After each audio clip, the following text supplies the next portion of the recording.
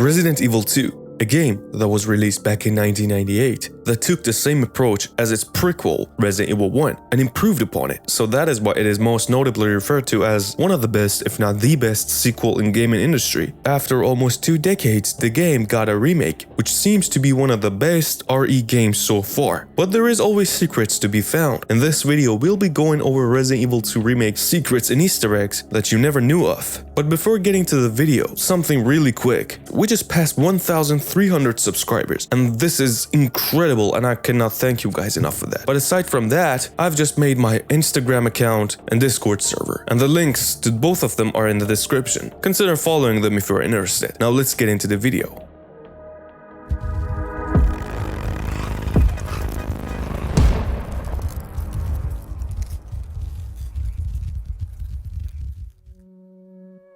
Located in the outskirts of Raccoon City, there is a gas station where Leon tends to refill his vehicle's gas on his way to RPD for his very first day as a rookie cop. Here is the place to most of the nods and references of Resident Evil 2 Remake, with the first one being Leon's car tag, which reads Matilda, the same weapon that he is equipped with throughout his journey on his first day, which we'll get to that in a minute. And aside from that, Claire's tag shows Made in Heaven, which is a reference to Chris's jacket. The original Resident Evil 2's release date is also mentioned as a phone number on the door to the gas station's shop. Next one is a really interesting one, cause it's a reference to Resident Evil 4. As you enter the store in the gas station, on your left you will see an ice cream container, which the tile reads Herb Ice Cream. It heals you with the green and yellow herbs from Resident Evil 4. Shortly after the car crash, which leads Leon and Claire to separation, you can see a poster of Brad Vickers in the guardroom. And also right after the car crash, you can see a poster that reads Frank East, which is an obvious reference to Frank West from Dead Rising, the other Capcom zombie franchise. You may have also noticed, but throughout the game, there are a bunch of mannequins scattered around RPD. They're the same ones used in Resident Evil 7, but they are not the only ones. That refers to other Resident Evil games. The alligator doll is a reused asset as well from Resident Evil 7, and also the bear drawn with chalk is also a reference to Natalia's bear from Resident Evil Revelations 2. And also right after the car crash, we can see Arukas, which is a reference to Sakura, a fighter from other Capcom franchise. And this Easter egg is also available in Resident Evil 2 1998. After you enter RPD, you'll be able to enter RPD office. Here, you'll see Welcome Leon banner with a space in between, with the letter L missing, which is to be found on a desk. This is an obvious reference to Resident Evil 2 1998, which they made a mistake and wrote Welcome with 2 L's. And there was also a bug in Resident Evil 2 1998, which was about height difference in the RPD office and other rooms, which was fixed in Resident Evil 2 Remake.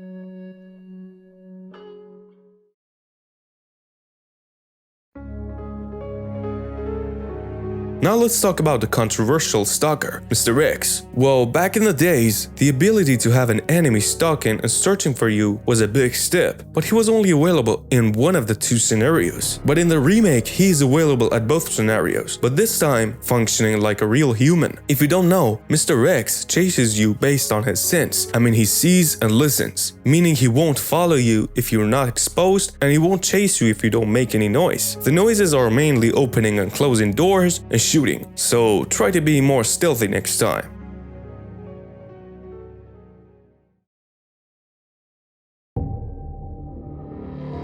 One of the other things that Capcom has been implementing in their games since Resident Evil 4 is the adaptive difficulty system, which leads the game to setting the difficulty based on your performance. Now, don't get this wrong, this is not measured based on one factor. Your performance is based on your health status, the amount of ammo and health items you have in your inventory, and many more. This will make zombies spawn more or less, or deal you different amounts of damage, and that is exactly why you can't predict where you're going to red or yellow health status. And if you're wondering on the hardest difficulty, the adaptive difficulty is automatically set to the max, which leads the game giving you less ammo and herbs and will make the zombies go into full aggressive mode.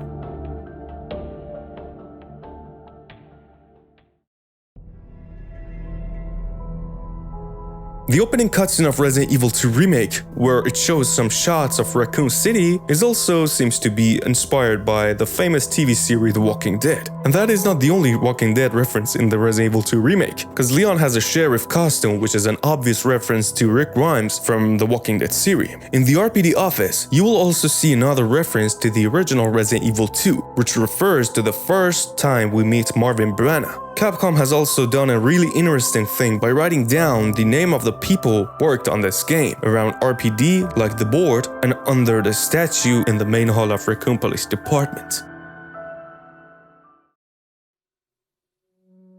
It seems like the movie Shining had a huge role in production of Resident Evil 2. Not only we can see the red drum word in original Resident Evil 2, but also reverse words are scattered around Raccoon City, and also the orphanage section. Throughout the game, there are also references to the game Resident Evil 3, which is a sequel to Resident Evil 2. It takes place before the events of Resident Evil 2 and ends up with the city explosion, with the first one being Brad Vicker's poster that we just mentioned. But that is not ended there, because there is an advertisement poster on the streets which reads Mikhail's Pierogies, which is an obvious reference to Mikhail from Resident Evil 3. There is also more secrets to talk about in the original Resident Evil 2. If you're around Wesker's desk and examine it 50 times, you'll get Rebecca's picture. This is also available in Resident Evil 2 Remake, but you'll firstly have to unlock Wesker's desk for that. Now, there is something really interesting to talk about as I promised earlier, but if you have come so far and enjoyed, then make sure to subscribe to my YouTube channel and join my Discord server and follow my IG.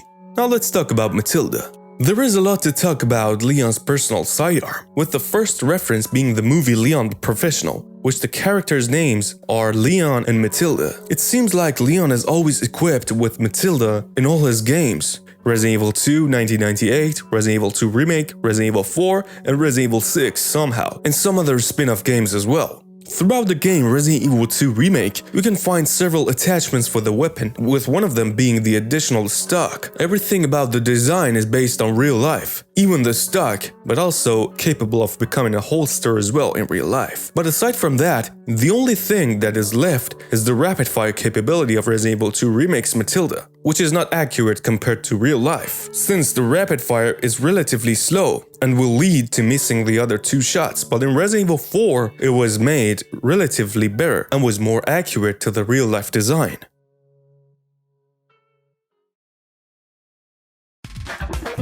Well, that'll do it for the secrets and Easter eggs of Resident Evil 2 Remake. Let me know what you think about them. Have you found any secrets and Easter eggs yourself? If you have, well, don't forget to comment them down below and we'll talk about it. And if you have come so far and enjoyed the video, then make sure to give this video a thumbs up and check my channel out. And also, make sure to join my Discord server and follow my Instagram account. And as always, thanks for watching.